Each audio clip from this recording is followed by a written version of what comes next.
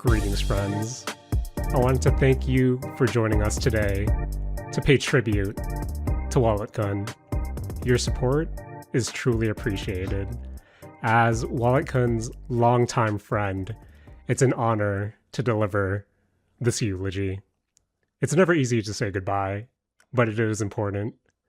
We are here because Wallet Gun meant so much to us. It's hard to put into words how much Wallet Gun will be missed and what a positive impact they had on each of us, especially myself, through the ups and downs, especially during our latest trip to Japan earlier this year. Boys, we're here to lay to rest a great friend of ours, but unfortunately he could not survive 2.5 weeks on vacation. And I come to you this week to admit that I was weak. I wasn't there to support them while they were there to support me, going through all the various shops and locales. Boys, it's easy to ask help from a friend, but it's really difficult to say goodbye. My name is Jaren Wade. Joining me, as always, one of my best friends in the whole wide world, Matt Alba. Hey, Matt. Yo. What's one of your favorite memories of Wallet Gun? You know, I remember all those times when, me, you, and Wallet Gun would hang out in Japan, just buying monthly passes for our favorite gacha games. What a Matt, that's hero's work. That's hero's work. Also joining us this week, one of my other best friends in the whole wide world, Rakush. Hey, Rakush. Jaren? Please say something about our fallen brethren. I mean, sounds like a skill issue, you know? Whoa. Rakush, I won't sit here and have you badmouth a hero who really held up a mountain's worth of debt, which I quickly paid off, by the way, just because I needed more space to buy even more things. I mean, Jared, I'm grateful that you're such a good friend. Like, you didn't have to spend that much of your money on buying me the curry that I wanted.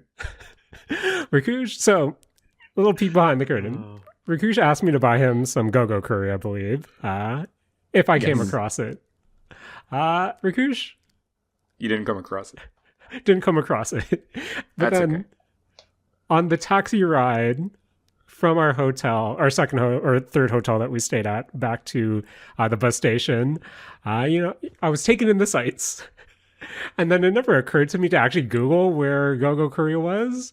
And right when we turned the street, guess what was roughly a 6-minute walk from our hotel. Amazing. I apologize in advance, Rakush. But It's all right. My wallet will be hurt in a year's time, so I get it. But boys, I have returned from vacation, and, I thought, hey, this would be a great time to share my adventures with my friends. I was gone for the last 2.5, close to 3 weeks in all, but I want to thank Matt and Rakush for holding down the fort, but I thought that it would be a good time to kind of just review my Isekai adventures once again here on the Mistake Zone.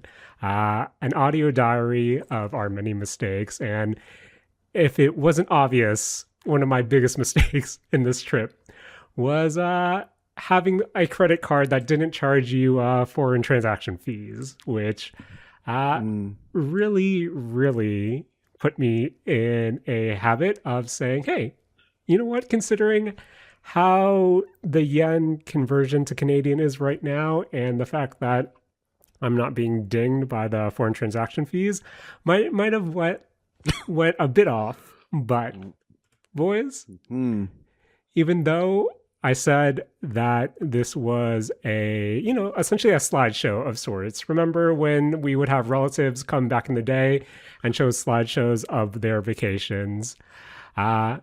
But not Rakush. Psych, this is Jaren Wade's Anime of the Year 2025. And boys, I gotta tell you, you know me. not the biggest anime fan. Despite me championing 2019 as much as I can, if you noticed, I believe every episode where you, Matt and Rakush did a seasonal review, I was missing. I was MIA. I believe Rakush said because things came up, but realistically, you both know I just don't watch enough anime to properly contribute. But, boys, as someone who spent a lot of time on airplanes in the last 3 weeks, I watched a fair amount of anime. And I think I am comfortable enough to say that based on everything I watched in the past 3 weeks, I'm confident in saying that I think The Fragrant Flower Blooms with Dignity is the Jaren Wade Anime of the Year 2025, where I think when I first talked to you about this anime a few months ago, I believe at this time, one, I totally disregarded what you guys said the week prior during the anime review episode, but I think when I first, brought it up to you guys, I did think this was a pretty generic anime in terms of just, the concept, the characters, the tropes, the side characters that were being presented. And while the first 6 episodes are still trying to establish and give viewers a feel of what the anime is and who these characters are, I honestly believe the run from episode 7 to the finale really made this anime for me. I think that's an incredible run of episodes, with episode 9 in particular, Blonde Hair and Pierced Ears being the standout episode of the season. And the reason why I feel like I resonated with Fragrant Flowers so much is that, for one, Rascal Does Not Dream is probably one of my top 10 animes all time, mainly because I continue to believe the chemistry between Sakura and Mai is unmatched, and how their relationships with the supporting characters are just as strong. Where I do think the pairing of Rentaro and Kaoruko give them a run for their money, but more importantly, it's how they each deal with the supporting characters that really pushes that the anime overall up there for me. And going back, I think one of my issues with another, high school romantic comedy in my teen romantic comedy Snafu, one of my issues with that is, and I totally admit that this isn't a fair criticism because it's literally the central theme and plot pushing conflict of the story, but one of my biggest issues with Snafu is just how the main characters don't actually fucking talk to each other, where they refuse to properly share their feelings, which further hurts everyone involved and really prolongs this story between everyone. And I think that's what I actually loved most about Fragrant Flowers, just how open and honest everyone is in this show.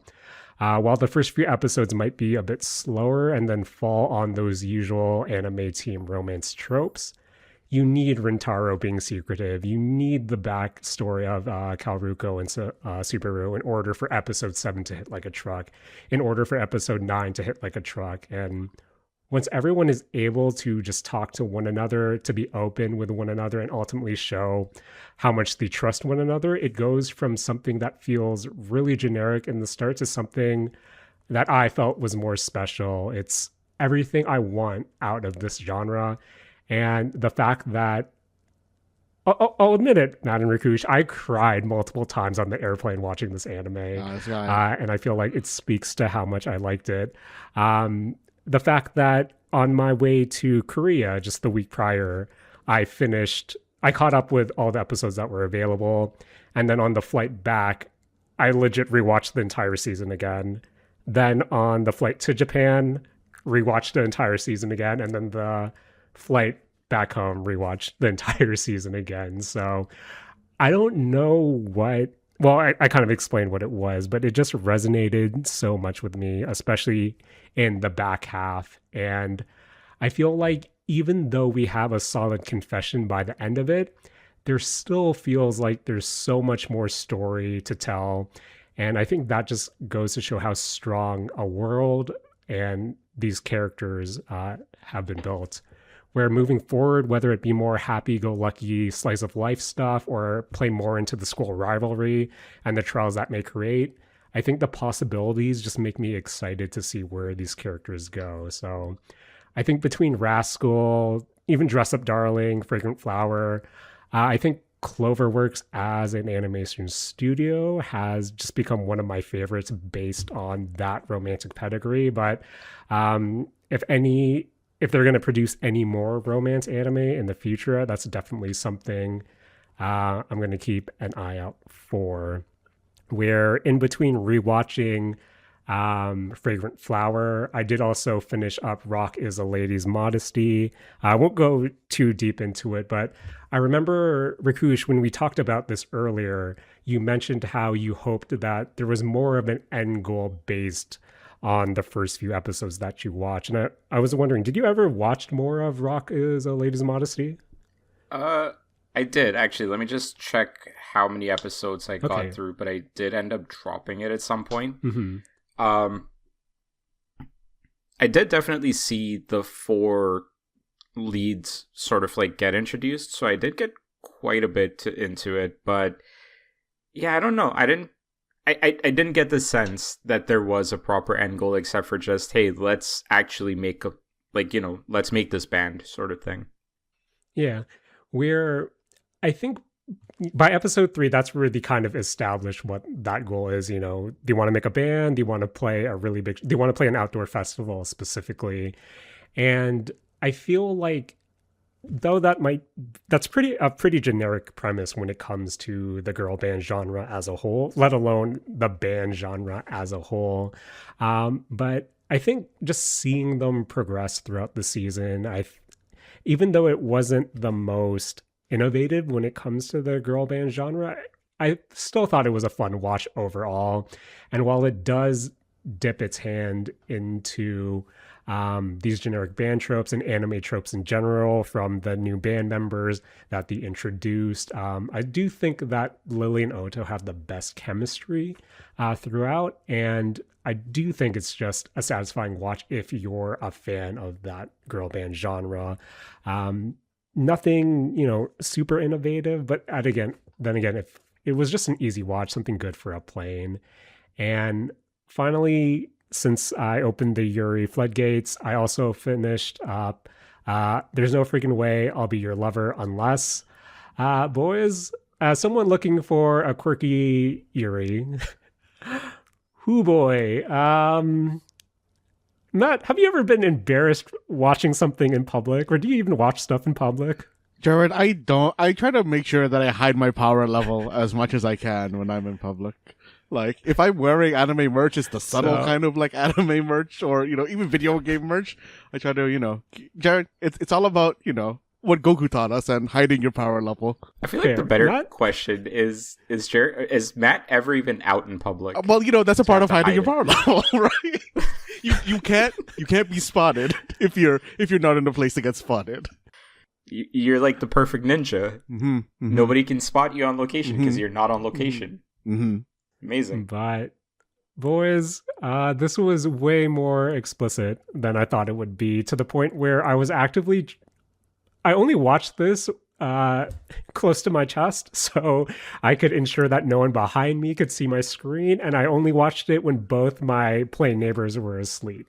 Where, as I think with There's No Freaking Way I'll Be Your Lover Unless, I think Renako is a decent, hesitant romance protagonist, and I feel like her chemistry with each of the highlighted girls was okay throughout the season.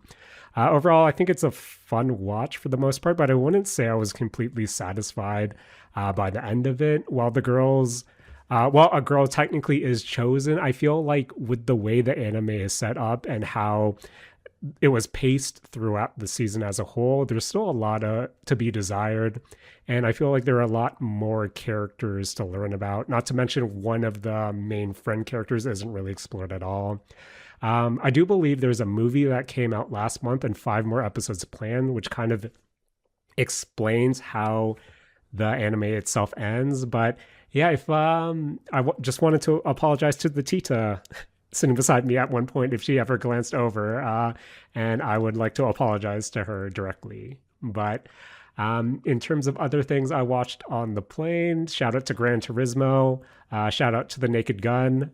Boys, last time you were on a plane, I'll start with you, Matt. How often are you watching the in-flight movies versus either doing your own thing or trying to sleep your way through it? I don't sleep on airplanes. Hmm. I mean, I think I always watch the in-flight movies when I can, because usually that's the only time in my my life that I'll have, time, or not really time, willing time to sit down and watch a movie. Okay. And I guess my second question, Rakush, I know we've talked about Gran Turismo on the show before, but was Naked Gun on your radar this year? Gran Turismo? Sorry, there's a Gran Turismo this year? That was last year. But I know when I originally watched it, I talked about Oh, you're talking about the it with movie. Matt. Sorry.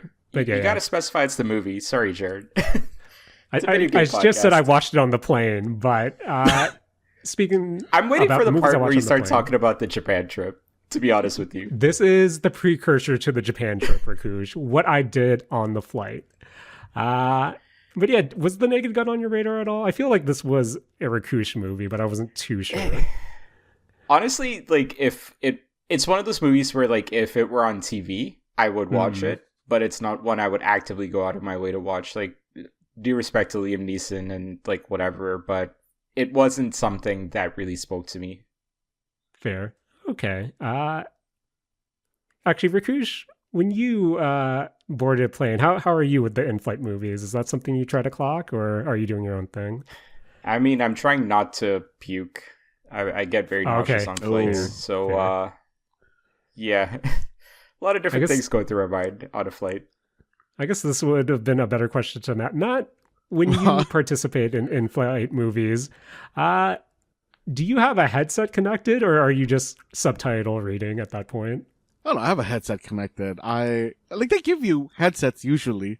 Yeah, but they're like shitty though. Yeah, but I'm not gonna use those. I'm gonna use my own. But Okay. I will headset it in because I know that I'm planning to watch movies on that plane through their Okay. movie system. So I'm That's prepared. fair. I'm prepared. Okay. But the reason why I talked about all that anime, the reason I talked about all those in-flight movies, at least a bit, before I went to Japan, I actually had a personal trip to Korea. So, in essentially, but towards the end of November, I was in Korea for a week, and then just based on how things worked out, I flew direct from Korea to Toronto on the 22nd, and then less than 48 hours later on the 24th, I was on a plane to Japan with a layover in Calgary. So a lot of time on an airplane within, a short period of time, and that meant that I was able to watch some anime and fall in love with Fragrant Flowers. But I think this was the first time that we also used the airport lounges since our credit card gave us 6 lounge visits a year. And honestly, I feel like that was something that came in really clutch just because we flew with WestJet on, at least for our Japan leg of all this travel. And boys, the WestJet in-flight meals were, I know the goof about in-flight meals is what's the deal with airplane food, but this was honestly disgusting where I was trying to fight not throwing up after eating the dinner or the dinner portion, which was this really rubbery chicken over rice, and then the breakfast, which was this really rubbery omelet. Where, WestJet, the reason we chose it was pretty cheap. We were surprised at how spacious it was as well, but man, those in-flight meals weren't hitting. So Riku's got to ask, what's the deal with airline food?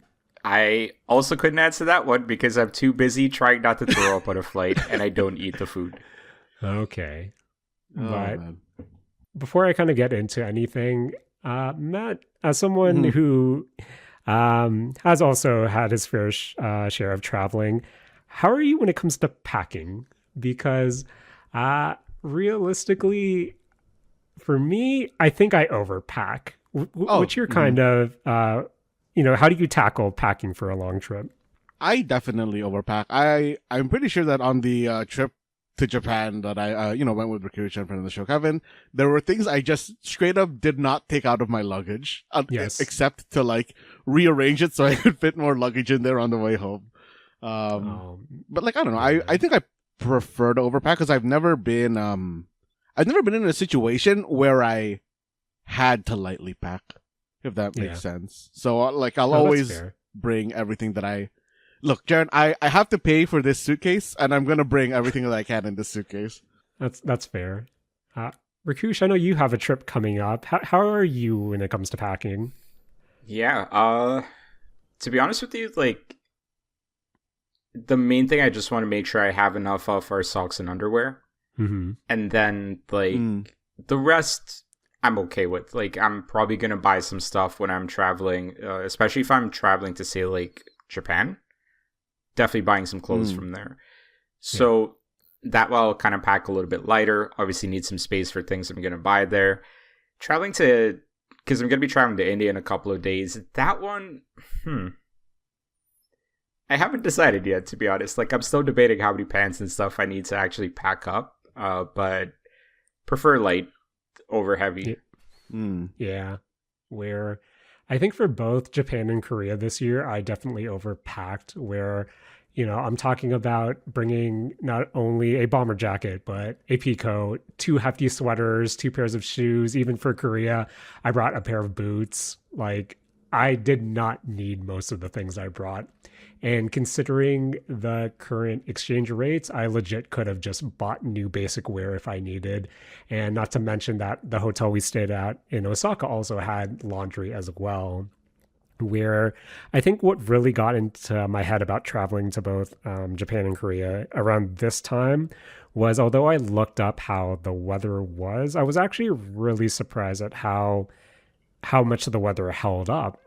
Sure, it was a bit chillier in Korea, but in Japan, for the most part, in our time in Tokyo especially, it just really remained warm. Some days were even in the 20s.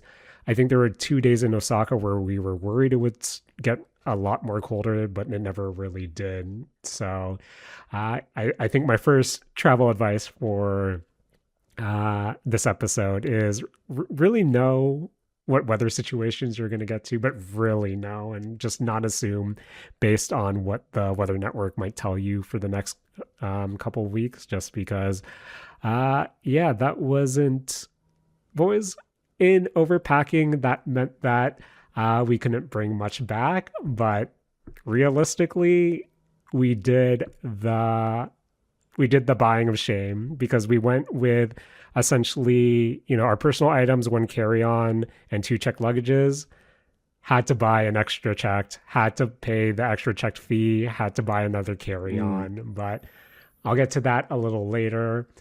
The second last night we were there in Tokyo, there was unfortunately a tsunami warning in the north.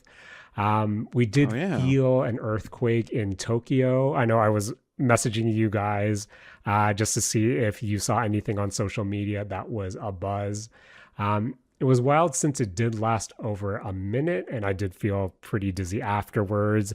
And then just seeing how all the different news channels and just general channels on our hotel TV were really reporting the situation. Even like the sports channels or the cartoon channels, they just had a mini map of Japan as a whole with all the danger areas, or at least the warning areas, kind of tucked away to the side just to stay informed. And luckily, from what I saw, there wasn't any tsunami damage, no casualties. But yeah, that was pretty surreal, considering when we first went in 2019, we also went in the middle of a tsunami and felt an earthquake there. So full circle when it comes to Japan and natural disasters when we go. But Jaren, maybe you're just a bad luck omen for traveling to Japan and their weather. Maybe I should stop. Maybe I should stop. And I think based on the credit card bills, maybe we will, Matt. But just real quick, we did, as I said before, the week prior to our trip, I went to Korea for some personal reasons, and we flew Korean Air there. That was a standard flight experience, but I do like that the mid-flight snack was a pizza pocket, essentially, and that really reminded me of the first time we went to Japan and Air Canada gave us cup noodles for our mid-flight snack. Where Matt, what were some of the best mid-flight snacks you've ever had on a plane? I mean, I think I've also had the cup noodle on a flight to Japan as well. That was actually pretty memorable. I think on a plane was the first time that I had a Biscoff cookie, actually, or cracker, or whatever they're defined as. Matt, I think that's the case for me too. Honestly, thinking back on it. Where, considering I was there for more personal matters, I didn't really get a chance to explore Korea, but, was using the subway and public transit a lot. They did have these more pricier buses that cost like $1 or $2 more, that were more spacious, less seating, overall seating, but they weren't really used that much. Apparently just because they were a bit pricier, where I think these were like for those local to us here in the Toronto area, they were more like fancier go buses, which I didn't mind paying the extra $1 or $2 to go on. But one touristy thing that I was able to do was check out the Riot store. And I think this might have potentially been a pop-up for the 2025 Valorant Game Changers Championship Seoul tournament. And I don't know, I thought that was really cool just because I didn't pay the entry fee to actually go watch it or experience the pop-up that they did, which essentially turned this entire floor into different parts of Valorant levels that you can just walk through and explore. But from the outskirts looking in, I thought that was really cool. And the Riot store itself, man, Matt and Rakush, those were some reasonably priced figures where if I had more luggage space in Korea, I might have dabbled in a few. But the person I went with, they kind of went off since they were more of Riot fans. But that was also cool to see. And of course, we partook in Korean barbecue, lamb skewers, some good tempura balls. And, at least we were able to have some good food as well. We did stay at, I believe it was Shilla Stay Siocho, which was a nice area, though the closest subway was like 10 minutes away. There was a big bus hub nearby at the very least for your transportation needs. One funny thing about this hotel was, Rakush, Matt, there was robot room service where you could order Korean fried chicken and a robot would deliver it to your room. I thought that was pretty neat just because a friend of mine did it and I was videotaping the whole thing and other... Guys, have you ever done something that made other hotel goers just look at you and smile and think, yeah, I can see why this man is essentially chasing this robot around. Rakush, would you ever get robot room service? How expensive is it? I think would be the answer. Honestly, in terms of Korean fried chicken prices, I think conversion rate was like $15 for like a pretty reasonable portion. Yeah, I might try it. Yeah, it's not the worst. Oh man, but you know what? I also tried. Tried some Korean McDonald's, just real quick. It was a later night. Got the bulgogi burger. That was just a normal McDonald's hamburger with a bunch of bulgogi sauce. It was really too saucy for my liking and really sweet. But I also got a supreme shrimp burger, which I thought would just be, essentially that shrimp grinded up in essentially like a chicken nugget, just made of shrimp. But I was actually surprised at the chunks of shrimp inside the patty itself. It was okay, but again, I think I just wanted to try something that was more local compared to the McDonald's that we're used to. But Matt, would you try a supreme shrimp burger? Jaren, I'm allergic to shrimp. Fair enough. Damn. So I guess you wouldn't. I mean, I would. I still eat shellfish anyway, but I'll deal with it. Okay, Matt, can I interest you in essentially an $8 ice cap because their Tim Hortons there are notably Matt Rakush. Korean Tim Hortons are like Starbucks equivalent, and I felt icky about looking at a menu that said this ice cap was like $8. Yeah. That was the most you'd pay for an ice cap. You know, if I was in Korea, I guess it sounds like I'd pay $8 for one. Oh man, yeah, I don't know the branding on that, right? Because the Tim Hortons branding to me is like if you're buying a drink, it's under $5. Mm-hmm. Mm-hmm. But if you're in Korea, then it's Korean Tim Hortons, and then you have to pay the $8 to see, is this really worth it? Is this different from my hometown Tim Hortons McFlurry? Not McFlurry. Fuck, what's it called? Ice cap. Ice cap. But Matt, I could use that $8 to go to a Konbini and buy K-pop Demon Hunter brand, K-pop Demon Hunters collab snacks, and I did that because Matt Rakush, you know, I bought me a K-pop Demon Hunters Shin Ramen. You know, I bought me a K-pop Demon Hunters onigiri. You know, I bought me some branded kimbap. You know, I bought me some branded shrimp chimps. Boys, I found Zoe's Shin Ramen. I found Mira's Shin Ramen in the wild. No Rumi, though. Felt real bad for all the Rumi fans. But Jaren? At least in the airport, once you get to all the duty-free shops, you can buy a 6-pack of Shin Ramen with all of the characters there. Which K-pop Demon Hunter Shin Ramen are you picking up? Do they have different flavors for them? I mean, okay, you know what? No. Actually, it doesn't even matter about the Shin Ramen, because Jaren Rakush sent us a picture of what I'm going to assume is currently his house, because he sent it just now, and he just has a whole tray of K-pop Demon Hunters branded shrimp crackers. No, I actually just came across those like a week and a half ago at the local Korean grocery store. Jaren, is it the same brand? Who's your K-pop Demon Hunters bias? I don't have one. I like the Damn, cat. Or the tiger. Fair. Tiger's good. Fair. Tiger's pretty good. Mm-hmm. Mm-hmm. But, went to Korea, and then in less than 48 hours and a viewing of Fragrant Flower later, we found ourselves in Tokyo. And for the first part of our stay, essentially our vacation was broken down from 5 days in Tokyo, 5 days in Osaka, and then 5 days in Tokyo again.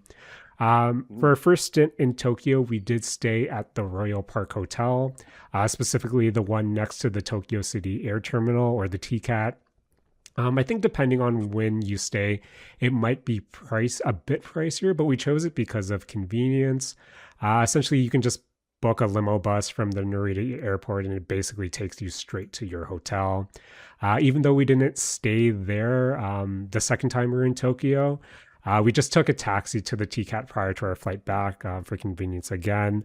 Although it was essentially we all know how much the Ubers and taxis are in Japan. And even for like a 10-minute ride, that ended up being close to $25. But once again, when you're rocking 3 checked bags and 2 carry-ons, you kind of have to at that point. But going back to the Royal Park Hotel, it was a nice hotel. We were by a 7-Eleven, one of the few 7-Elevens that Matt had the Hoshu Marine ramen, which I regret not buying. Oh, no. Jaren, how are you going to go in on K-pop Demon Hunters, what do you call it, Shin Ramen, and not go in on Marine branded noodles?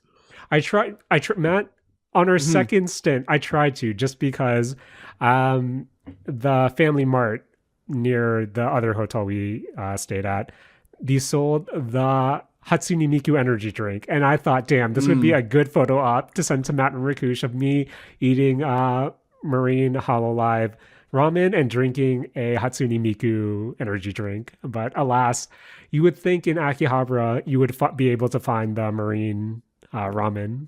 Couldn't find it, Matt. Couldn't find it, and felt bad. See, I feel like you gotta go to the place where there wouldn't be as many otakus who would buy it. That makes sense. That's why we found it near the Royal Park Hotel. There you go. But the Royal Park Hotel, it was a nice area. It was also by this tonkatsu chain called Happiness is Katsu Udon. That really hit. Tracks. And that's a good name. It's really good. We went to different chains, but the one specifically by the Royal Park Hotel we stayed at, I don't know. That was one of my partner's favorite meals that we had there. In Osaka, we stayed once again at Hotel The Flag, which is just walking distance from the Shinsabashi shopping street. One of the reasons we like this hotel was one, it has laundry. Like it's coin operated laundry, and they also gave us one breakfast voucher just for a free breakfast buffet meal. We didn't get this the first time we stayed here a few years ago, so we were surprised this time. But it was a pretty good breakfast spread. But gotta ask, Rakush, Matt, when you stay at a hotel, how likely are you to do the hotel breakfast if it's not complimentary? Ooh. I think it depends on how bougie the hotel is. A couple of years back, for work reasons, when I went to India, like we could afford like a better hotel than we otherwise would have been able to. Right. And the breakfast there was phenomenal. So like, of course, we were going in on that. But if it's just like a regular bed and breakfast, I think like I would personally prefer to hit up more of the local spots because I wouldn't want to like miss out on a meal by eating the same thing every morning.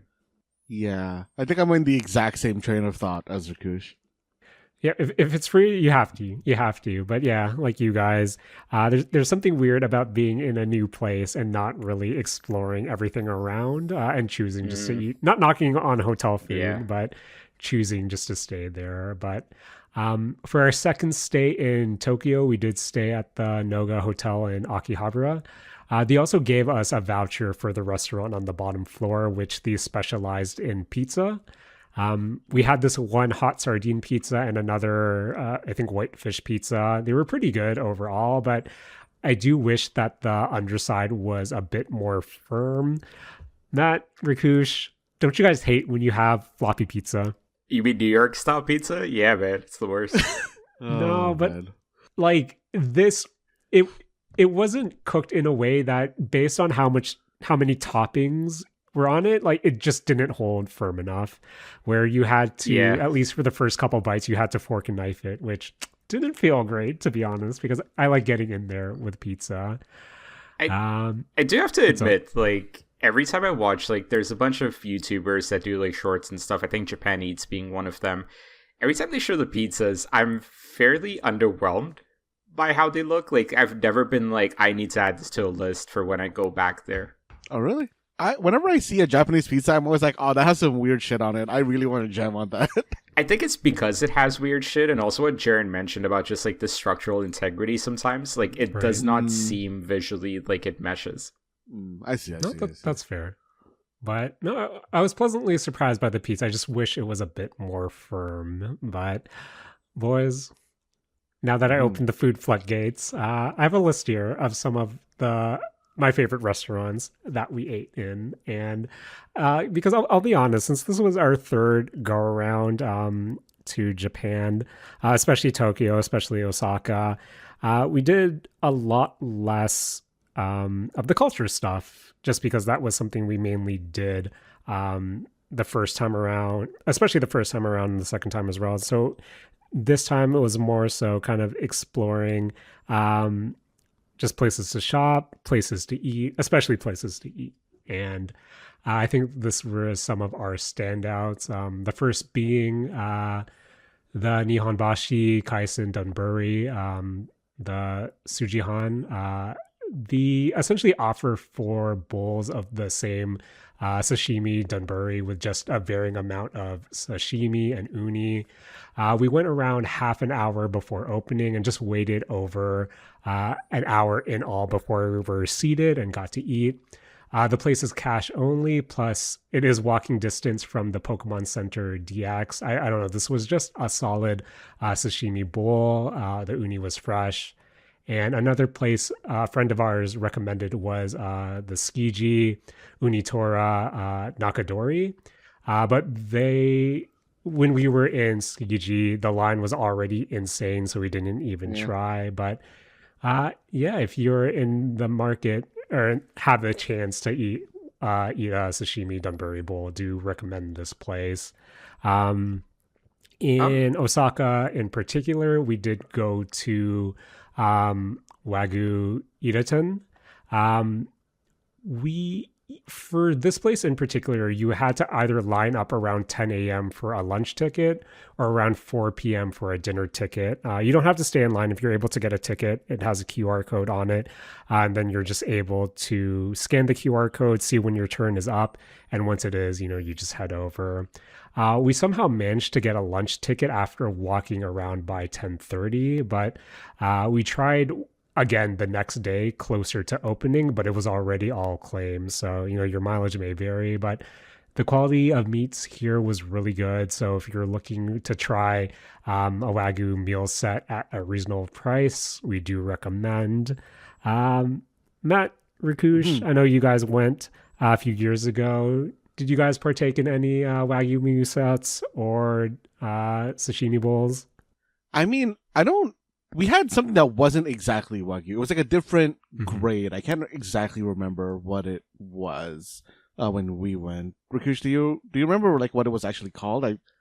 I don't remember exactly, but it was when we were in Sendai. Basically, we went to that place. But no, it was really good still. Like, it was...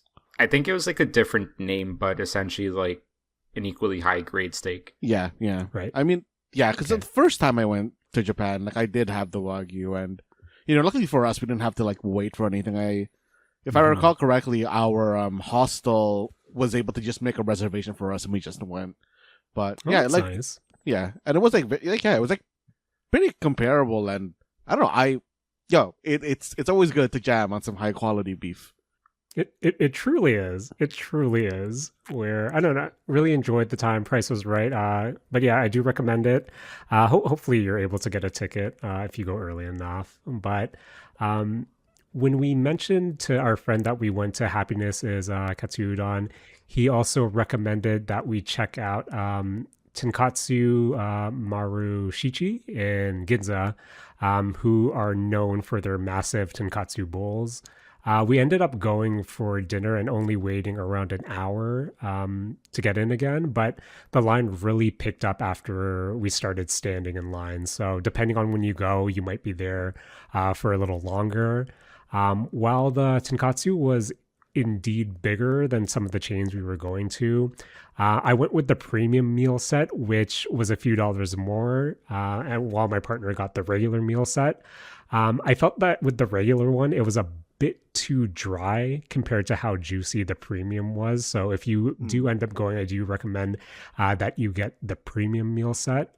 And while it was really good, my partner did prefer just the Happiness chains that we went to previously, just because they hit just as good and had a different vibe to it. But specifically for this place, when we were waiting in line, noticed that the guy in front of us was wearing a Blackpink shirt, and we overheard him talk to just because they only sit six people at a time. So if you're a solo person, they'll try to see if there's another solo person who will also kind of get in line with you. And then we found out the guy was from Canada, specifically a neighboring suburb of ours, which I thought was pretty cool. And yeah, we found out, just chopped it up a bit, found out he was traveling alone, where, and I don't know, that's pretty cool, finding people essentially from your hometown on vacation. Rakush, when was the last time this has ever happened to you, if it has? It's happened a few times too many with me. So the last time it happened was actually in Newfoundland when friend of the show Kevin and I had visited, and Julian and his partner were there as well. And we had gone up to Twillingate, and the hostel we were staying at actually had a biker who was from Toronto as well. But the even creepier one was when I went to New York like 15, 16 years back. I'm chilling at like a restaurant waiting for a friend of mine to pop up. Somebody walks up to me and is like, I know you. I've never seen this person in my life before. That's wild. Are you sure that was just like, classic New York crazy person? No, it goes deeper. Oh. So I'm like, I don't know who you are. And so then she's like, No, you work at the comic book shop. Oh, that no, I don't like that. Rakush, I don't like the story. I don't like the story. I thought my friend was playing a prank on me or something, and was like, getting somebody that he knows to basically like, mess around with me or something like that. And I'm like, how do you know this one? And then she's like, my sister lives in, blank, basically the suburb. And I was like, okay, I don't like this at all. Apparently, she was in contact with my friend for the whole day, trying to like meet up again. And I was like, absolutely not. I'm not doing this. To this date, I don't know if my friend was playing a prank on me or not. Rakush, that gave me a tummy ache. I don't like that. My stomach dropped. I still remember that feeling. When I first heard that, I'm like, did I get scammed? I don't know. Oh, man. But yeah, kind of moving down the food list. Near our hotel in Osaka was this yakiniku restaurant called Daikon. Meat quality was good, and shout out to the girl beside me that was just ordering meat left and right and beasting it all. Man, Matt, do you go hard at the yakiniku restaurants, or do you try to be civilized? No, if it's a an all you can eat type place, I'm gonna go hard, Jared. Gotta get that every dollar's worth there, right? Can't let our wallet get hurt in vain. But no, this was a per serving place. So. I think in that kind of place, I'm more likely to just buy higher quality cuts of meat instead of like going like super super hard. Oh man, we wanted to go hard, but couldn't beat up Walakin that much. In Osaka, we also stopped to buy Mugen Ramen. They specialize in beef bone white soup ramen, which the broth was really good. It was really creamy. We also stopped to buy Okonomiyaki Senpai. Nice. Have you ever been, Rakush, or to this? I don't know about that place, but okonomiyaki in general is something I'm very fascinated by, because we don't get it a lot in Toronto. Fair. But this one in particular, it was pretty hidden. Like it was inside a building, and the front doesn't really look like a restaurant. You kind of have to figure out, of course, if there's like cloth in a doorway, it's probably a restaurant. But, once we got inside, it was just really good vibes. There was no line when we got there, but when we left, there was a notable line. Really good meal, and their fried oysters were really good as well. I think, Rakush, our last meal in Japan was okonomiyaki, right? No. Oh, it wasn't? What did we eat at the airport? You might have gotten an okonomiyaki. I don't think I ate anything. Okay. Because, again, flying. Okay. Right. Trying to get in the right mindset. Yes. I think finally we did go to Tachi Sushi Yokocho, which is a standing sushi bar in the Nakano Sun Mall. We just really liked the vibe of this place. The fish quality was really good. But then again, any sushi in Japan is better than the sushi we're getting here. So, my palate standards for sushi are pretty low. So it's also a bit cheaper if you do the standing option as opposed to sitting. We just found the place as we passed by it for the first time. And when we returned to Nakano on the second time, we just wanted to go back just because the vibes were good. Staff was really nice. And fish quality was really good as well. And Matt, I got to shout out Mr. Donut. We bought all the Pokemon collab donuts between the two times we went. Honestly, there were probably better donuts considering Mr. Donut is a chain, but hey, it just hit. That Pikachu donut, notably sweet though. Might not recommend that. But speaking of, in terms of boutique donuts, we did stop by the I'm Donut ? I got a Kima curry donut, which was essentially just a curry bun with powdered sugar. And you boys know how much I love me a good curry bun. The I'm Donut was just kind of a regular donut. I don't really remember if there was anything special about it, but they had other interesting flavors like prosciutto and teriyaki egg. So depending on the line, I would say to check it out. But come on, guys, if a Mr. Donut's right there, might as well just go to Mr. Donut. And finally, for all the coffee snubs out there, I hope you're listening. The one coffee place I wanted to mention was Bongen Coffee, specifically the one in Ginza, where we were originally in line for another coffee place in Ginza, though the line itself there was pretty long. So we thought, hey, we'll walk 10 minutes to Bogan Coffee. Sure, it's like half an hour till open, but our line standing time would be the same either way.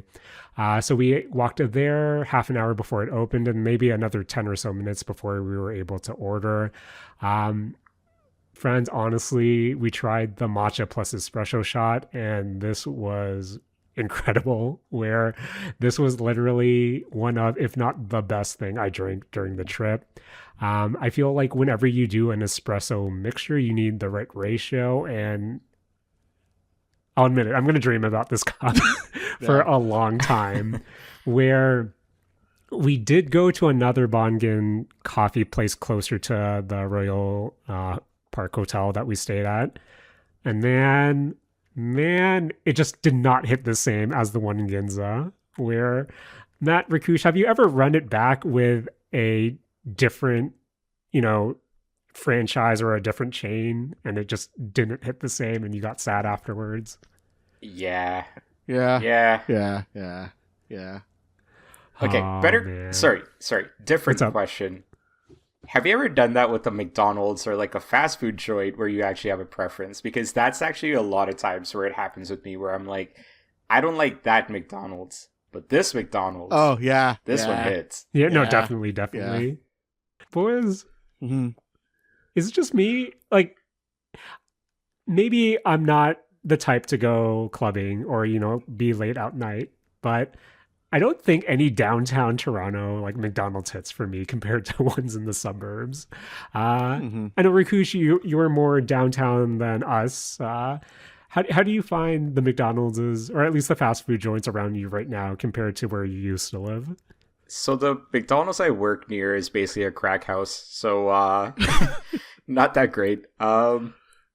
It does the job, man. But I think most of the times I do agree with you. Like, the places that don't have like insane rushes or whatever, or like no, quirkiness going about it, I think those are the good ones.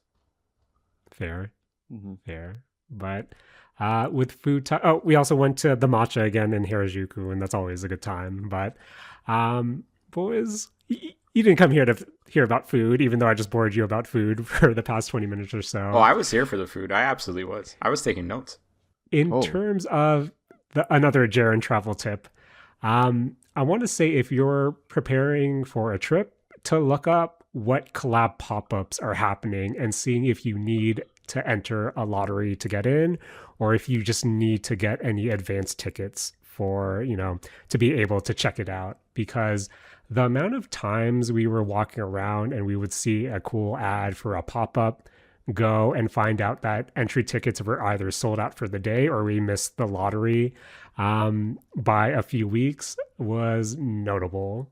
Where I think when we were specifically in when we were in Ikebukuro, there was this one JJK exhibit that we kept seeing ads for, and we thought, oh, this looks really cool. So, we get there, go up to the 7th floor where it was being held. We see this big, extravagant exhibit that's being blocked off, and found out that, damn, we missed the entry tickets for that day. And even the next day, they were already sold out. So just look up the different collabs, look up the different exhibits that might be happening at the time of travel, and just see if you need an entry. Because, again, we went to the Gundam base store in Odaiba only to see that we missed entry tickets, the entry ticket window for the day. And I think the one that really broke our hearts was the one that, when we were there, the One Piece base shop opened. And this was something Mark, Saturday Morning Arcade friend, Mistake Zone friend, specifically asked, hey, if you're able to, would you be able to scope it out? And because there was some specific merch that he wanted as well. And if we were able to nab it for him, where, boys, we kind of strolled up opening day without doing any research beforehand. And I'm embarrassed to admit that I didn't clock how nuts this would be because it was crazy. And we asked around, and the entry tickets not only were booked well in advance. I think the lottery was held earlier in November, but all the other entry dates were pretty much booked until February. And I was kind of embarrassed in retrospect to think I could just stroll in opening day and kind of get what we wanted, because one of the things that Mark specifically asked for was he wanted us to pick up the One Piece NBA Luffy statues. And I know which one that is. Yeah. Rakush, I was naive to think that I could walk in, pick up one for me, pick up one for Mark, and then pick up one for you. You sure and then were, buddy, when I got but there, I appreciate the sentiment. saw all these people and thought, damn, I'm really stupid. Where, Rakush, side question, for this collab, it was Luffy in either Lakers jersey, Bulls jersey, Warriors, Celtics, Knicks, and the Grizzlies. If you were able to get into the One Piece base shop, what would be your preference in terms of Luffy jerseys? Oh, man. To be honest, I think I would go with the Bulls one, even though... Okay, I think the three options, the correct options, would have been Celtics, Lakers, or Bulls. I feel like there's a lot of baggage that comes with being a Lakers or a Celtics fan that I'm not either of those. So I would probably go with the Bulls one, just because that I feel is like a classic one. It's a non-committal fan base. That's the one I would go for. If you go for a Grizzlies one, that's the weirdest one. I actually have no clue why that's one of the 6 teams. Yeah. Of the 6 teams, when all of them made sense, but when I saw Grizzlies, I thought, that's kind of weird. That's kind of strange. Yeah. Rakush, who would your 6th team be instead of the Grizzlies?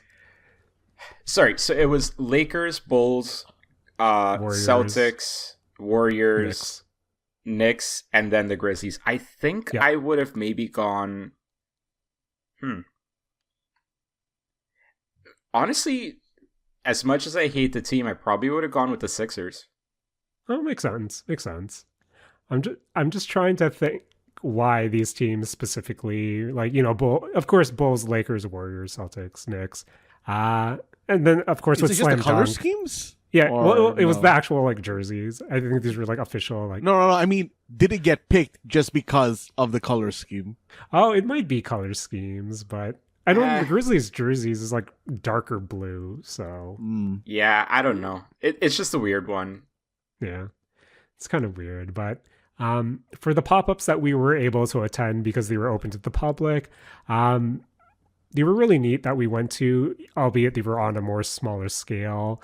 I know I sent you this, the picture, the moment I got it, but I was really surprised that at the Shibuya Modi, there was the guy she was interested wasn't a guy at all pop-up, which was really nice. It had a lot of different instruments on display, a lot of these actualized locations from the manga, kind of in real life. And of course, you did have your merch. And on that floor as well, there was a New Year's Chainsaw Man pop-up, all the characters in New Year's attire. Rakush, Matt, of the wall scrolls, which characters do you think were sold out when we went? There are 3 characters, by the way. I think you mentioned this, but I'm pretty sure the Rezi one was sold out. Yep, Rezi was sold out. Two more literally any female character that they had posters for, I'm betting. Well, according to Jaren, the hating-ass Jaren that he is, the Power one was not sold out. No, Power was sold out. Okay, all right. At this pop-up in particular. Power was the second one. See, he hasn't even given the caveat. Hating-ass Jaren. Matt, Rakush, who do you think the third one sold out was in terms of wall scrolls? Had to be Makima, right? No. Oh, that's shocking. That's surprising. That doofus girl? No. The klutz? No. They wouldn't have merch of Aquabeni's Kubeni's car just yet. I was about to ask, is it the car? No, it was the Angel Devil was sold out. Okay. Oh. Yeah, I was going to say that as like, if it were a male character, it was either Angel or Aki. So there was another thing that was it wasn't the wall scrolls, but there was something else, like another collectible. Aki's was the only one sold out there, which was surprising. Specifically Aki only for that one. It is a really funny series where like the main character is absolutely not one of the most popular characters with Chainsaw Man. Yeah. I honestly, I did not clock how like this is on me, but I didn't realize how popular Resi was. Where in a lot of the secondhand merch stores, for the like Resi was notably more expensive compared to like Makima or Power, which really surprised me. Go ahead, Ben. I mean, yeah, okay. I don't know if this is what you're gonna say, but like, I mean, beside like the whole crazy side of her, like Resi is like girlfriend or waifu bait. This so guy. like, Right. like it tracks to me at least. Yeah, it's like the movie just came out, so obviously that's a big thing. But then the whole like manic pixie dream girl cliche that you have, like this character is that to a T. So yeah, makes sense. You can fix her, or she can break you. Either way, you're probably good. The best description I've gotten of that movie is like the I can fix him girl and like I can fix her guy or whatever it was. And that's basically what their relationship is throughout the movie. Fair. But I was going to save this for the end, but now that we're on the topic, I think the coolest and biggest pop-up we did check out was the Chainsaw Man, the movie, Resi Arc, big Goodwill exhibition near Harajuku. This was really cool since there was a lot of original art cells on display, another wall full of screen grabs from the movie, from the different shorts, a lot of cutouts to pose with, and of course, a lot of cool merch. Really kicking myself for not picking up some of the stuff here, but I think it was just cool to walk around and especially look at everything, all the anime or the art cells on the walls. Spent a good chunk of our portion there just looking at everything. So that was a really cool thing to see. I'm not sure how long that's running, but if you're near Harajuku, definitely check out the Chainsaw Man pop-up, since I think it was one of the bigger free ones that you can just readily walk into as well. But speaking in terms of me actually signing up for an entry ticket, we did go to the Junji Ito Sanrio collab pop-up at the Shibuya Parco. This was something I didn't know was happening and was pleasantly surprised when I found out. The first collab that they had last year was something I was jealous about missing out on, and getting to check out the second collab was really cool. It was just a small pop-up store with time entry, and there was a lot of cool merch. Signing up was pretty easy. You just go to the ticketing site, sign up for the time slot that was available, though this was one of the cases where it was open to the public after 3 p.m. But speaking about Junji Ito, speaking about Tomy, the Hakuba no Garo we found in Nakano also had a Junji Ito collab going on, picked up some cool Tomy merch there. And boys, I'll get to my first regret of the trip. But in the Nakano Sun Mall, there was this print shop that sold anime cells, manga panels, both original and reproduction. I know there was a few stores here that do, but the one on the first floor in particular specifically had this nice Tomy print that I was really trying to figure out how I would bring back to Canada. But when we first saw it, this was prior to going to Osaka, so I thought, you know what, we're going to run it back here. We'll just come back when we're in Tokyo the second time. And then when we came back, boys, needless to say, it wasn't there anymore. Damn. Asked the clerk. She gave me the axe, said they sold it already, and it felt real bad. Real bad, friends. But Akihabara had a good smile pop-up as well for the latest Miku Racing release. And Tower Records had 2 pop-ups going on, one for Girl Band Cry and then one for Sakamoto Days. The Sakamoto Days was a cool collab since it was just the main protagonists playing instruments, battling the main villains who also were playing instruments, like this cool Battle of the Bands thing.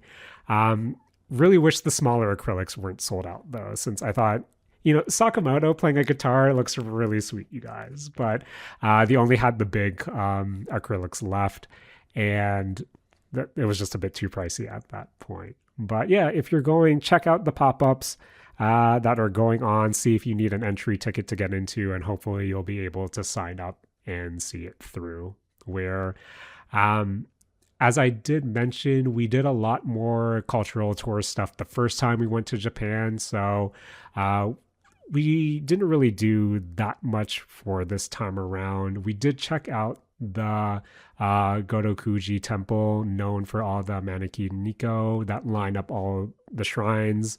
In Osaka, we did check out the Namba Yasaka Jinja temple with the giant lion head there. And we also checked out the Nakanoshima Museum of Art, who their featured exhibit right now was the Venus of a New Age, celebrating the 100th anniversary of Art Deco.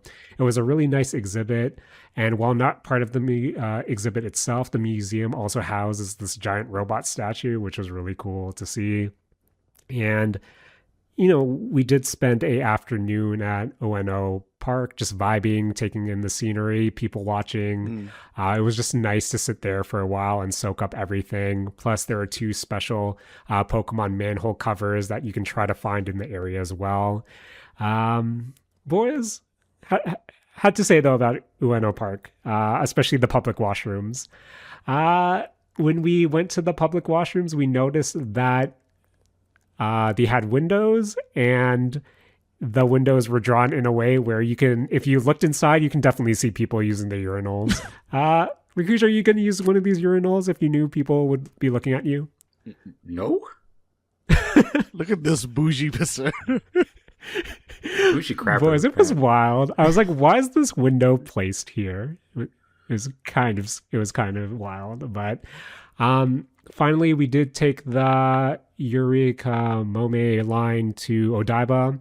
I always love riding this line since it's just a vibe. The fact that it's on elevated tracks that let you have a good look at the Tokyo Bay, a good look at the Rainbow Bridge. Every time I've ridden it during the day, it just gives me this really peaceful feeling. I just love standing by a set of the doors and just looking out. Probably my favorite subway line in the world, but considering I've only ridden subways in like 4 other countries, it's and really. Of course, this one's going to be my favorite subway line, but of course, knowing that the giant Gundam statue is waiting for you at the end is always a plus as well, which brings us to kind of one of the last things we did on the trip was we did do the 2025 Gundam Stamp Rally, 6 stations all around Odaiba. It was just fun having a new reason to explore the area, seeing other people do it as well. And the final station that we did overlooked one of the parks. So you can go up to essentially the second floor of this observatory after you get your stamp. And just, once again, vibe out, look at all this scenery around you, see all the people playing with their dogs, walking around. It was a good time. And of course, I sent you guys the pic, but during in Odaiba near the giant Gundam statue, Matt, Rakush, of course, there was an idol group performing on that staircase. Matt, I believe you said last time you were there, that was also happening as well. I guess it's just a thing. Like I like staying there and watching. Like, oh, this is neat. This is just like my Japanese animes. It was really cool. And then I walked further into Diversity and I saw the Statue of Liberty. Yep. Gonna tell everyone that I also went to New York during this trip. God. But when we were at the Ikebukuro Mall, there was also a male idol or a boy idol group also performing there as well. Shout out to the idols. One shout out to the idols and shout out to all the maids trying to get you to go to the maid cafes, because that probably sucks. And I felt bad saying no to all of them when I walked by. But I think just the last things I wanted to talk about on the trip as well was, boys, we went for the Pokemon cards, and It lined up where we were there for the latest release of a Japanese set, which was basically the set was called Mega Dream. And going into it, you hear all these things that, card shops don't necessarily sell booster boxes, especially at launch to foreigners, and supplies were really limited. And we were kind of expecting that to be the case. But on launch day, we ended up going to one of the Pokemon centers. I asked, hey, are foreigners able to buy the new set? And they were like, yep, it's all good to go. Thankfully, they did the thing where they only let you buy one pack per person per day. Hopefully that was reinforced, but people are probably running it back. So during our time there, since its release, we were able to, just pop into a Pokemon Center, see if they were selling any of the new boosters. We bought one pack each, and then ended up just, but having a few worth by the end of the trip, which was nice. And what I did want to say is, of course, all the different card shops we went to, they were jacking up the prices for this latest set, whether it be for the booster box or whether it be for a single pack. But we did find this one card shop that was selling the Mega Dream set close to retail. But there was one caveat. Matt, Rakush, if you wanted to buy a Mega Dream booster pack, one per person, of course, at retail, you had to be under the age of 15 with a parent. Rakush, what do you think about this strategy to help combat scalpers? I think that's a great idea, but there's a heavy assumption made that scalpers are not parents. Fair. Big fair. And man, in the back of our head, we were thinking, damn, if only we knew a child right now.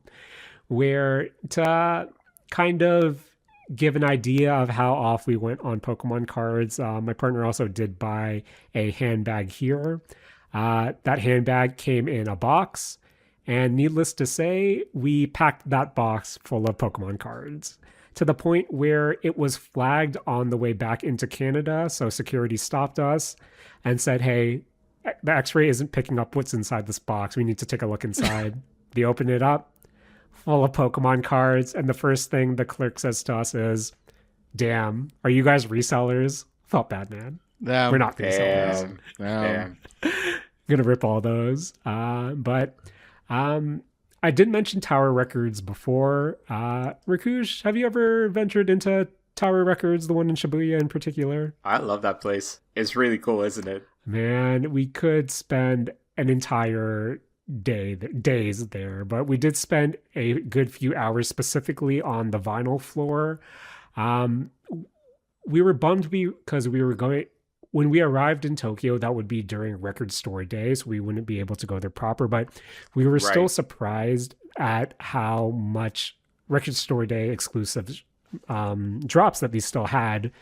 Specifically this one Fred Again album that we wanted, and we were surprised was just sitting there, so we thought that was a sign as well, where wanted to pick up so much more, but again, space was limited. The ones I picked up in particular were, I sent Matt a picture, one of the latest Suicide albums on vinyl. Matt, it's a Hololive vinyl album on vinyl. I had to. I picked up this Hatsune Miku orchestra collab vinyl as well, and then picked up Nujabi's album, since don't really find those in the wild here in Canada that often. But we could have went off some more, but limited space as well. But I love going to Tower Records, and even when we were going around Akihabara, just seeing all, whether it be a K-Books or the different shops, and then being bamboozled where I thought I would see, I would see something the size of a vinyl record, only to see a sticker that said, hey, this is a CD. Rakush, what do you think about CDs masquerading as vinyl records? I hate that. Especially if the packaging. That the worst. Sucks, dude. There was this one Cowboy Bebop album that I wish we bought, though, that had it was essentially all these different jazz covers by all these musicians that I wish we picked up but didn't, but maybe next time. And finally, it's not a trip for me to Japan if I don't stop by a B-side label shop. This is a sticker shop. I just love going there, buying all the different local stickers specifically. I know you can find B-side label stickers, especially the collab ones, the licensed ones, in really any shop. But I specifically look for the ones that are labeled local artists or, special Japanese artist ones. And when I went, I had my Ado keychain I got from the concert when the clerks noticed, and through our broken telephone game of Passion Japanese and Passion English, we were just talking about Otto, and it was really cool, and that made me feel really good after I spent a ridiculous amount on stickers. But for the most part, that was our trip to Japan this year. A few notes. Matt Rakush, why does Japan love Zootopia? So, okay, I did want to ask about this because I've been reading about how it's been breaking like all domestic records and stuff like that this year. Oh, okay. The box office is going crazy apparently for Zootopia 2. The first night we were there, I saw, because you know me, guys, I'm a freak. I love seeing what bag charms everyone has on their bag. And like the first night we were on the subway and we see this one girl with the fox guy from Zootopia. And I thought, oh, that's pretty silly. She's a fox fan. That's fun. And then ever since I saw that fox the first night, boy, Zootopia was like everywhere I saw. Like there was a lot of different collabs, saw a lot of movie posters, saw a lot more bag charms. People love Zootopia in Japan. Now, do you like Zootopia? I've never seen a Zootopia movie. Should I watch a Zootopia movie? Well, there's only two of them, to be fair. Yeah. Oh, man. But, Matt, have to mention that in Korea, I was really saddened by the fact that I can't believe Psy Games would block my access to Uma Musume. I could not access essentially the global client when I was both in Korea and Japan. Even though I tried to VPN, I think the VPN I was using was blocked because it just wouldn't connect to me, friends. Yeah. It just wouldn't connect me because I was region blocked. And Matt, I think I'm retired from Uma Musume, and it feels real bad. I mean, Jaren, in 2 days we can pull for Kita-san Black again. Oh, can we? Okay. Well, no, I think I already maxed her out, so I don't think I can. Oh, okay. But man, did that make me feel real bad. But yeah, for the most part, that was our trip there. A lot of food, a lot of shopping, to the point where I'm all, even though I tried to buy you guys little presents as well, if I were to send you pics of the actual haul, I think you guys would be disgusted. But let's just say I have double digits of acrylic stands right now. Jaren? Listen, Jaren. What's up? Live your best life. Jaren, I have a question. And Yes. you're totally free to avoid answering this question. But, with the eulogy to WalletCon, I'm just wondering, did your WalletCon damage hit 5 digis?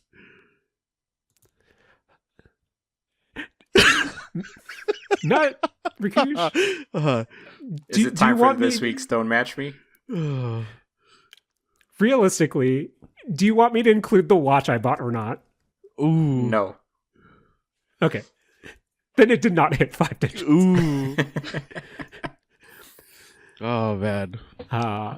Man. Yeah. So, with that out of the way, yeah. Don't match me this week. So, okay. Wait, Jared. I have one more question for you. Because you mentioned this to us in the chat, and I was wondering, what was the situation when you got Nihongo Jouzu'd? Okay. So, remember how I said we went to the Pokemon Center and we were buying, this actually ties to a story that I almost forgot, but essentially, you got one pack per person. And when me and my partner went, we would just go do separate transactions. And, when I went to my cashier, I asked, hey, I'd like this pack. I'd like this pack or these 2 packs because the limits for the prismatics were a bit more. They asked, it was just a normal transaction, and then, complimented me on what little Japanese I was speaking, and that was fine. He was really cheerful. And then, I bought my Pokemon packs and, got back. Then my partner came back, and her cashier was less than friendly because her cashier, my partner went, asked for the packs, and straight up in English, hey, you can only buy one pack a day, right? You can't come back again, right? You know that, right? Like my partner said she was sick of her life and probably sick of all these people trying to run it back and buy more Pokemon packs than you could have. So that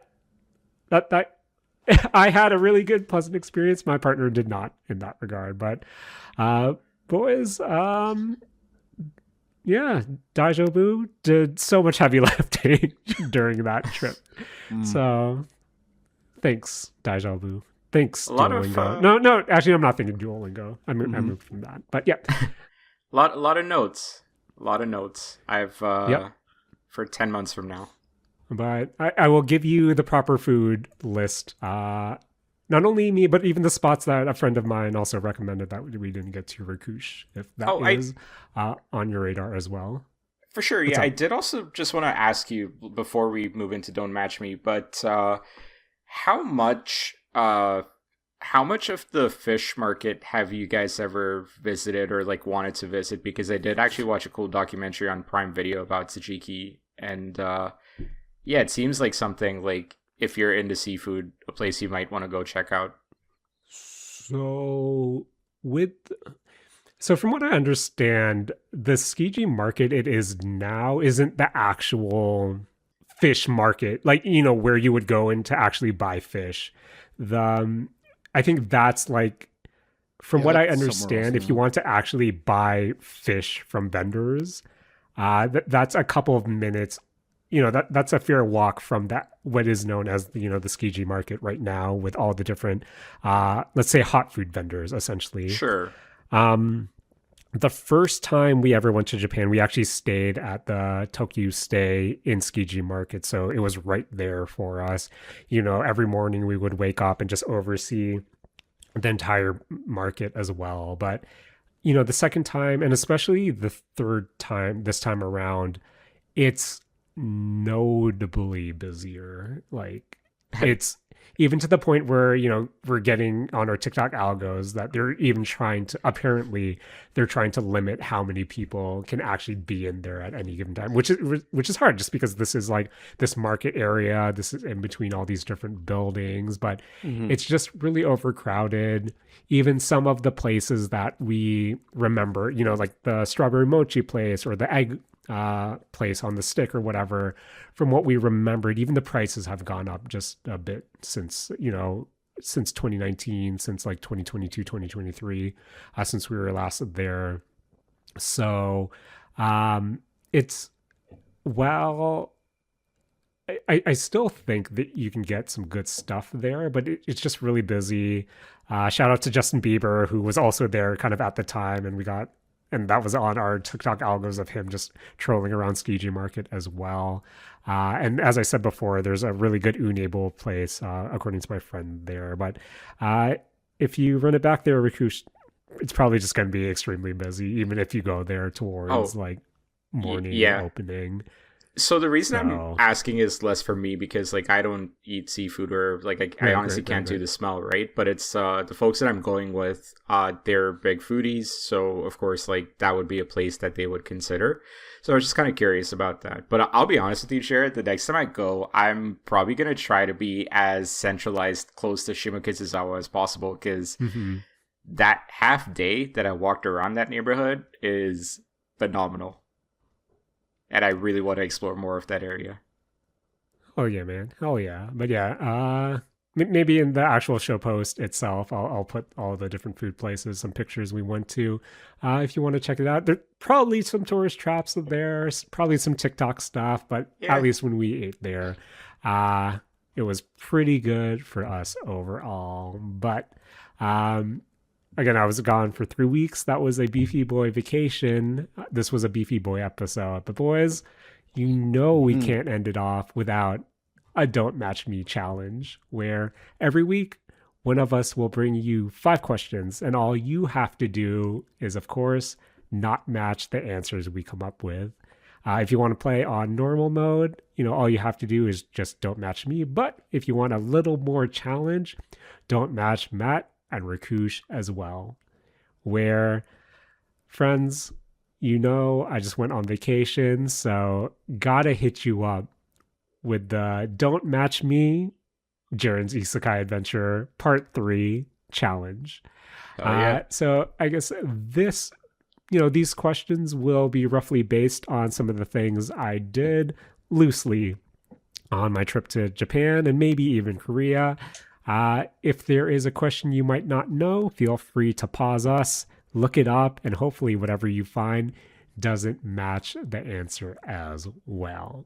But went to some different areas, went to some, had some great food, saw some cool things. But question 1, Matt, Rakush, we're at a standing sushi bar, and we got the slip. It's time to order some sushi. So question 1, just name any sushi roll, any sashimi piece, just anything you can typically order from a sushi bar. So, are you specifically asking for what fish would be on top of the sushi, or like the type of sushi? Just any fish, any sushi, just whatever you think you would order at a sushi bar. In 5, 4, 3, 2, 1. I might be going a bit general, but if you said fatty tuna, you're out. Ooh. Matt, what are you ordering at the sushi bar? I mean, Jaren, I kept it basic and North America. I just went with a standard salmon nigiri. Ooh, good answer. Good answer. Mm-hmm. How about you, Rakush? What are you ordering at the sushi bar? I'd be ordering for a friend, but I would order the mentaiko. That's the fish eggs, right? Cod roe eggs. Fish egg is something else. No, the cod roe eggs. I just call them like roe egg or like salmon roe, cod roe. Yeah. Mentaiko. Yes. Oh wait, I'm thinking of something else. Yeah. Fair. Okay. Question 2. We're having our sushi, but boys, we need some dessert. And wait, that's a Mr. Donut right across the street. I'm not going to ask you for a specific thing from Mr. Donut, but you know what? For question 2, keeping it still pretty general, name any pastry treat. Name any pastry treat. Ooh. I had the answer before you finished asking the question. Okay. Yeah, I'm good. Okay. In 5, 4, 3, 2, 1, boys. If you said a apple cruller specifically, you're out. Ooh. Matt, what sweet or savory pastry treat do you have in your tray?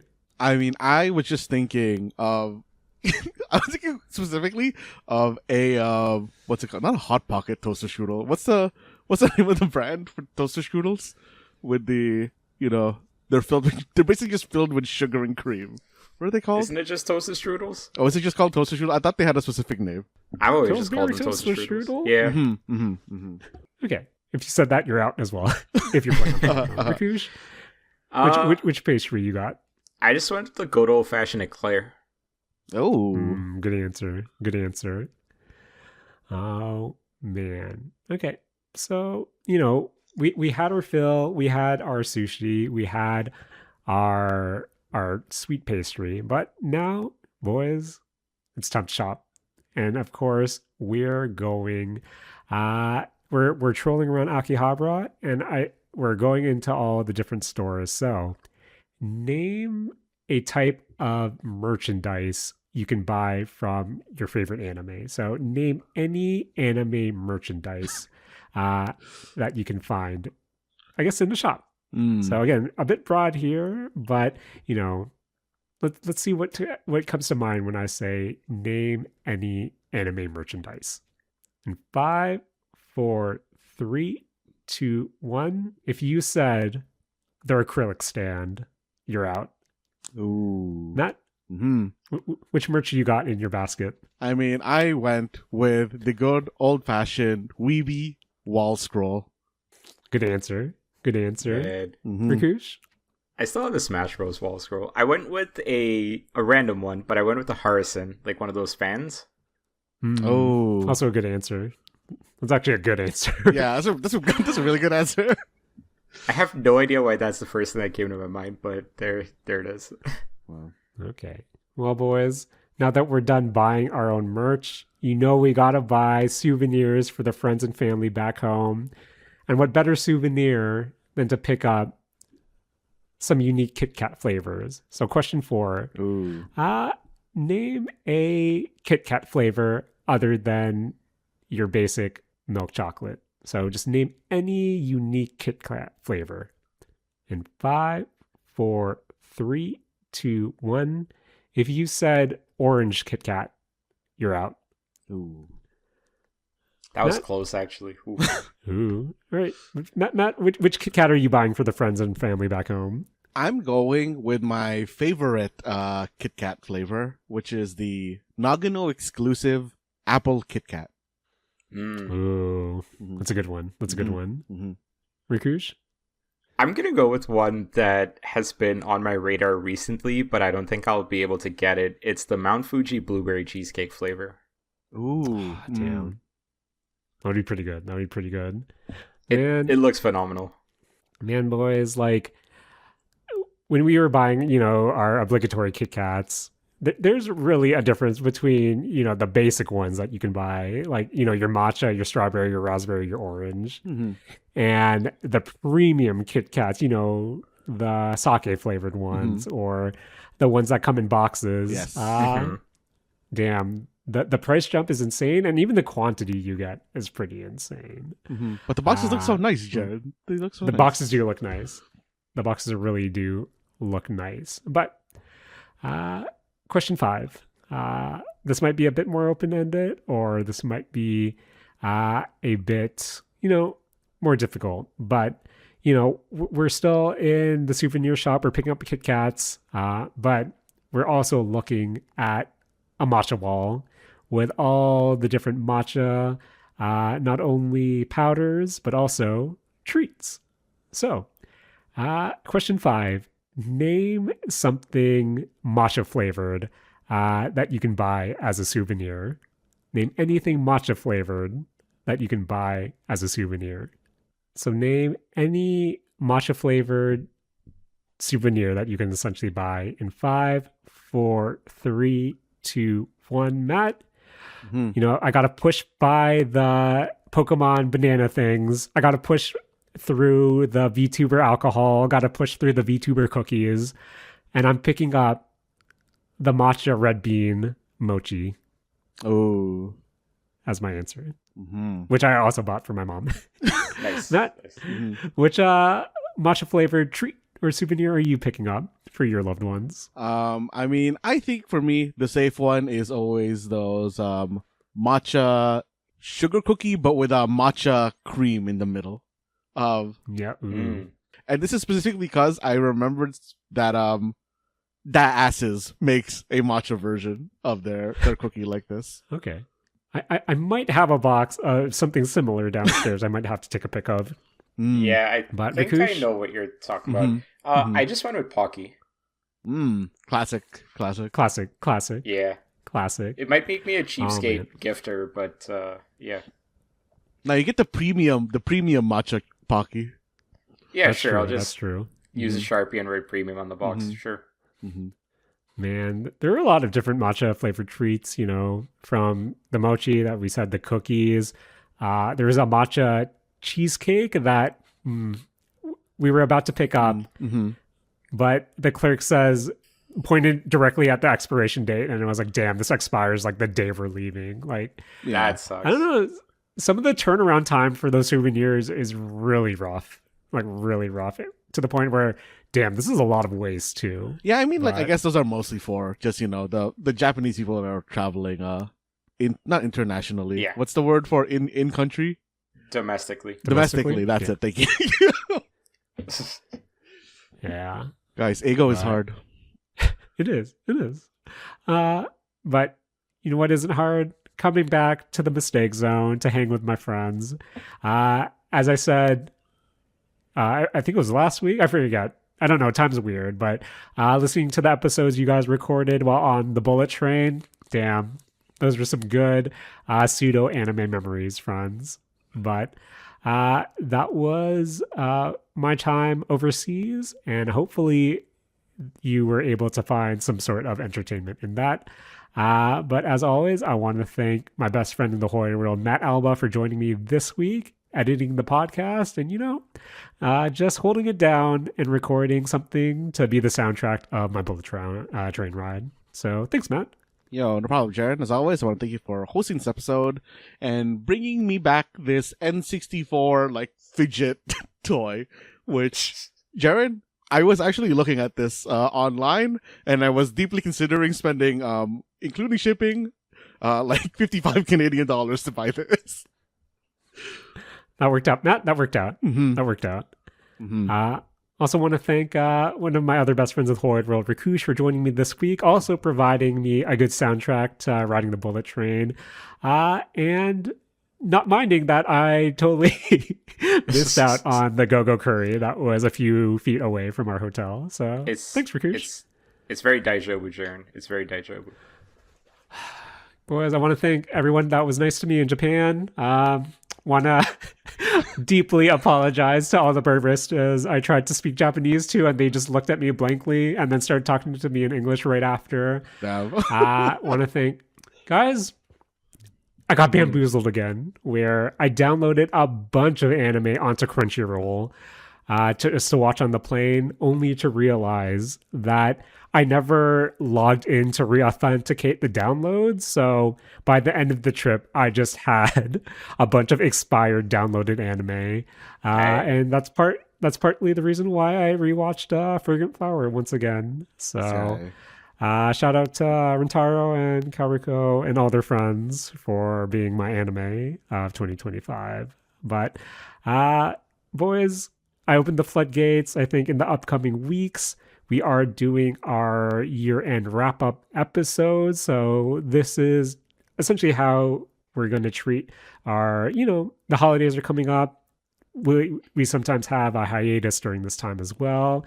But we're trying, at least on paper right now, we're looking to break up some of our, you know, celebrations of 2025 of the things we liked, of our different lists into multiple episodes, just to kind of go on while, you know, we all take our respective breaks. But yeah, look forward to that. And I'm going to look forward to all the stuff that I bought, because boys, that's what really fills the void in my heart. So, Matt, as I look at this polka acrylic stand, please take it away. This has been the Mistake Zone, and Rakush is all out of his Go-Go Curry reserves. Hey, Matt, do you want to come over for some Go-Go Curry? It's really good. Down. This guy.